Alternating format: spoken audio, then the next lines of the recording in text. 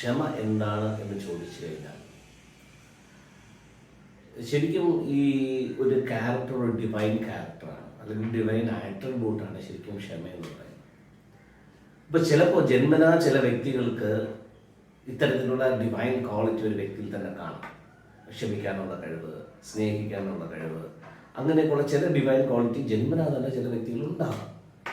അങ്ങനെയുള്ള വ്യക്തികൾക്ക് ചില ആൾക്കാർ കാണുമ്പോൾ നമ്മൾ പറഞ്ഞിട്ടുണ്ട്, നമുക്ക് ഇങ്ങനെ പറയാൻ പറ്റുമോ, അയാൾ നോക്കി അയാൾ എന്തൊക്കെ തന്നെ സിറ്റുവേഷൻ വന്നാലും പ്രൊവോക്ക് ചെയ്യുന്ന കാര്യങ്ങൾ വന്നാലും അയാൾ വളരെ ക്ഷമയുള്ളവനായിട്ട് നിൽക്കുവാണ്. അത് അയാൾ ബോൺ ക്യാരക്ടറായിട്ട് വന്നിരിക്കുക. പ്രാക്ടീസിലൂടെ ക്ഷമ പരിശീലിക്കുക എന്ന് പറഞ്ഞു കഴിഞ്ഞാൽ ഒരു പരിധിക്കപ്പുറത്ത് പറ്റില്ല.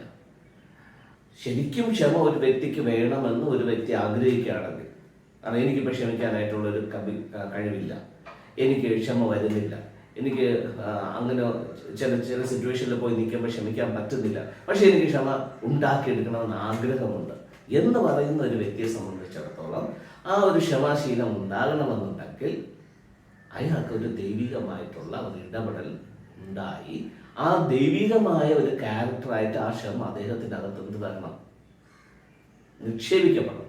എന്നാൽ മാത്രമേ അതിനെ പ്രാക്ടീസ് ചെയ്യാൻ പറ്റത്തുള്ളൂ, അല്ലാതെ ഉണ്ടാക്കിയെടുക്കാൻ പറ്റത്തില്ല. ഇനി നമ്മൾ ചിലപ്പോൾ തെറ്റിദ്ധരിക്കപ്പെടാറുണ്ട്, ഇദ്ദേഹം ശരിക്കും ക്ഷമിക്കുന്ന ഒരു വ്യക്തിയാണ്. ഒരു സിറ്റുവേഷൻ പറയാം. ഇപ്പോൾ ഒരു കൊച്ചു കുഞ്ഞ് കുറേ കാര്യങ്ങൾ ഇങ്ങനെ നോട്ടിനെസ് ഒക്കെ കാണിക്കുവാണ്. അപ്പോൾ നമുക്കറിയാം ആ കുഞ്ഞിൻ്റെ ആ ഒരു പ്രായത്തിനകത്തുള്ള ചില വികൃതിയാണ് ഇതെന്നുള്ള രീതിയിൽ നമ്മൾ എന്ത് ചെയ്യുന്നു, ഒന്ന് കണ്ണടയ്ക്കും. അതിനെയും ക്ഷമയുടെ പട്ടികയിൽ പെടുത്താമോ എന്ന് ചോദിച്ചു കഴിഞ്ഞാൽ ചിലപ്പോൾ പെടുത്തിയേക്കാം.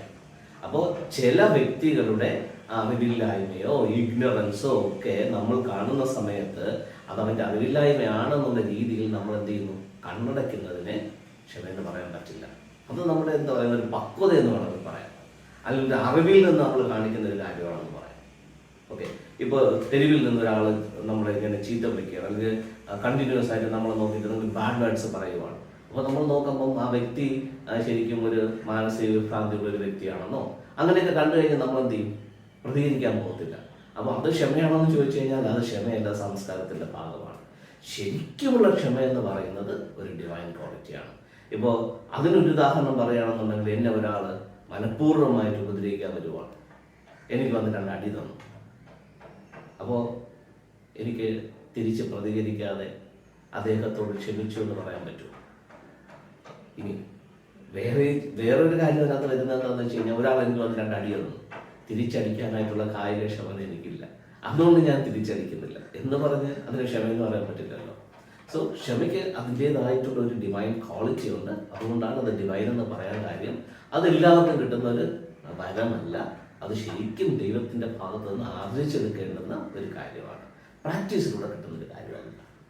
ഒരു വ്യക്തിക്ക് അത്തരത്തിൽ ക്ഷമാശീലം വേണം, പരിശീലിക്കണം, അത് തൻ്റെ ലൈഫിന് അതൊരു പാർട്ടാകണം എന്ന് ആഗ്രഹിക്കുന്ന വ്യക്തിയെ സംബന്ധിച്ചിടത്തോളം ഒരു ദൈവിക ഭാഗത്തിലേക്ക് ആ വ്യക്തി എത്തണം. അപ്പോൾ ഇപ്പം മതത്തിനെ വെച്ച് ഞാൻ പറയുകയാണെന്നുണ്ടെങ്കിൽ ഒരുപാട് എക്സാമ്പിൾ പറയാൻ പറ്റും. ഞാനതുകൊണ്ട് മതത്തിൻ്റെ എക്സാമ്പിളിലേക്ക് പോകുന്നില്ല. ശരിക്കും മെഡിറ്റേഷനിലൂടെ ദൈവിക ഭാവത്തെ നമുക്ക് ആർജിച്ചെടുക്കാൻ പറ്റും. സോ ഒരു ഉപാധിയാണ് മെഡിറ്റേഷൻ എന്ന് പറയുന്നത്. ഞാൻ മെഡിറ്റേഷൻ എന്ന് പറയുമ്പോൾ ബോഡി മെഡിറ്റേഷനെ കുറിച്ചോ മൈൻഡ് മെഡിറ്റേഷനെ കുറിച്ചിട്ടോ അല്ല പറയുന്നത്, ഒരു ഡിവൈൻ മെഡിറ്റേഷൻ. ഡിവൈൻ മെഡിറ്റേഷനിലൂടെയാണ് ദൈവിക ഭാവങ്ങൾ ഒരു വ്യക്തിയിലേക്ക് വന്ന് നിറയുന്നത്. അങ്ങനെ മെഡിറ്റേഷനിലിരിക്കുന്ന ഒരു വ്യക്തിക്ക് എഫേർട്ട് ഇല്ലാതെ അദ്ദേഹത്തിൻ്റെ ലൈഫിൽ ഈ ഒരു ക്ഷമാശീലം ഓട്ടോമാറ്റിക്കലി ഉണ്ടായി വരും. അങ്ങനെ വരുന്ന ക്ഷമാശീലത്തിന് മാത്രമേ സസ്റ്റൈനബിലിറ്റി ഉണ്ടാകത്തുള്ളൂ. ഇല്ലെങ്കിൽ നമ്മൾ ആർട്ടിഫിഷ്യലായിട്ട് പരിശീലനത്തിലൂടെ ഉണ്ടാക്കുകയാണെന്നുണ്ടെങ്കിൽ മറ്റേതെങ്കിലും സാഹചര്യത്തിൽ വരുമ്പോൾ അപ്പോൾ അത് നിവർത്തിക്കാൻ പറ്റാതെ വരും, നമ്മുടെ കൺട്രോളിൽ നിന്ന് അത് വിട്ടുപോകും. പക്ഷെ ഇത്തരത്തിൽ മെഡിറ്റേഷനിലൂടെ നമ്മൾ ആർജിച്ചെടുക്കുന്നതാണെങ്കിൽ, നമ്മളിലേക്ക് വന്നു ചേരുന്ന ഒരു ശീലമായിട്ട് ഒരു വന്നു ചേരുന്ന ഒന്നായിട്ട് ക്ഷമ വരികയാണെന്നുണ്ടെങ്കിൽ അതിന് നിലനിൽപ്പുണ്ടാവും, സസ്റ്റൈനബിലിറ്റി ഉണ്ടാവും. അപ്പോൾ മെഡിറ്റേഷൻ എന്ന് പറയുന്നത് ഒരു നല്ലൊരു മെത്തേഡാണ്, അതും ഡിവൈൻ മെഡിറ്റേഷൻ. ഇപ്പോൾ ക്ഷമാശീലം ഉള്ള ഒരു വ്യക്തിയെ സംബന്ധിച്ചിടത്തോളം, അല്ലെങ്കിൽ ക്ഷമാശീലം ലഭിച്ച ഒരു വ്യക്തിയെ സംബന്ധിച്ചിടത്തോളം, അദ്ദേഹത്തിൻ്റെ ലൈഫിനകത്ത് എപ്പോഴും കാമായിട്ട്, ക്വയറ്റായിട്ട്, പീസ്ഫുള്ളായിട്ട്, സന്തോഷമായിട്ട് ഇരിക്കാൻ പറ്റുന്ന രീതിയിലുള്ള ഒരു എൻവയറമെൻ്റ് ഉണ്ടാകും. ഇപ്പോൾ ക്ഷമിക്കാൻ കഴിഞ്ഞില്ല എന്നുണ്ടെങ്കിൽ ആ എന്തെങ്കിലും ഒരു വിഷയം, അല്ലെങ്കിൽ ഏതെങ്കിലും ഒരു വ്യക്തി, അല്ലെങ്കിൽ ഏതെങ്കിലും ഒരു ഇൻസിഡൻറ്റ് നമ്മുടെ മനസ്സിനകത്ത് കിടന്ന് നമുക്ക് ഇറിറ്റേഷൻ എപ്പോഴും തന്നുകൊണ്ടിരിക്കും. എപ്പോഴും ടെൻഷനും സ്ട്രെസ്സും നമുക്ക് അനുഭവിക്കേണ്ടി വരും. കാരണം അത് നമ്മളിങ്ങനെ ഇറിറ്റേറ്റ് ചെയ്തുകൊണ്ടിരിക്കും. നമുക്ക് അതിനെക്കുറിച്ച് ഇങ്ങനെ ചിന്തിച്ച് ഇറിറ്റേറ്റ് ചെയ്തുകൊണ്ടിരിക്കും. അപ്പോൾ സമാധാനം പോവും, സന്തോഷം പോവും, നമ്മുടെ പീസ്ഫുള്ളായിട്ടുള്ള ഒരു അന്തരീക്ഷത്തിനകത്ത് നമുക്ക് മുമ്പോട്ട് പോകാൻ പറ്റത്തില്ല. അത് നമ്മുടെ ഡെയിലി റൂട്ടീനെ അഫക്റ്റ് ചെയ്യും, നമ്മുടെ ശരീരത്തെ അഫക്റ്റ് ചെയ്യും, നമ്മുടെ മറ്റുള്ള റിലേഷൻഷിപ്പിനകത്ത് നമുക്കത് അഫക്റ്റ് ചെയ്യും. സോ എപ്പോഴും ഒരു ഇറിറ്റേറ്റഡ് മൂഡായിരിക്കും. പക്ഷെ ശരിക്കും ക്ഷമാശീലം ഉള്ള ഒരു വ്യക്തിയെ സംബന്ധിച്ചിടത്തോളം അദ്ദേഹത്തിൻ്റെ മൈൻഡ് കാമായിരിക്കും. അതുകൊണ്ട് തന്നെ എപ്പോഴും പീസ്ഫുള്ളായിട്ട് സന്തോഷമായിട്ടിരിക്കാൻ പറ്റും. ചില ആഫ്റ്റർ എഫക്ട്സിനെ ഈ ക്ഷമാശീലമുള്ളവർക്ക് ആഫ്റ്റർ എഫക്ട്സിനെ ഇല്ലാതാക്കാൻ പറ്റും.